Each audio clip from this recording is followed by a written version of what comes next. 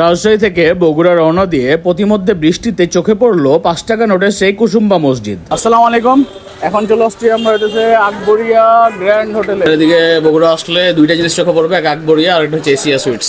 বগুড়ায় টপ সারির রেস্টুরেন্টগুলোর মধ্যে আকবরিয়া অন্যতম এবং আমি তাদের এখানে লাঞ্চে গিয়ে তাদের যে ফেমাস খাবারগুলাই অর্ডার করি। তবে এই কচু শাক ভর্তা, বট দিয়ে আলু ভাজি এবং আলু দিয়ে ইলিশ মাছের ডিম, এই তিনটা ছিল তাদের ইউনিক আইটেম। এবং এই কচু শাক ভর্তার টেক্সচারটা এতটাই মিহি এবং এটা স্বাদটা একদম দুর্দান্ত ছিল। তবে সব থেকে অবাক লেগেছে আমাকে আলু দিয়ে ইলিশ মাছের ডিম ভাজি। এইভাবে আলু দিয়ে ইলিশ মাছের ডিম রান্না আমি আগে কখনো খাইনি। জিনিসটা ইউনিক এবং মজাও লেগেছে আমার কাছে, অস্থির একটা জিনিস। তবে তাদের বট দিয়ে আলু ভাজিটা অতিরিক্ত ভাজার ফলে বেশি শক্ত হয়ে গেছিল, তাই আমার কাছে খুব একটা জমে ওঠে না। বগুড়া এই আকবরিয়া শুধুমাত্র দোয়ে ফেমাস না, এইখানে লাঞ্চের জন্য সবসময় ভরপুর লোকজন পাবেন এবং এদের সব থেকে বেস্ট সেলিং আইটেম হচ্ছে তাদের এই গরুর মাংসটা, এবং এইটা আপনি পুরোটা একটা হোমমেড এর ফিলিংস পাবেন। বাই দ্য ওয়ে, বগুড়ার আপনার ফেভারিট খাবার জায়গা কোনটা জানাবেন আমাকে।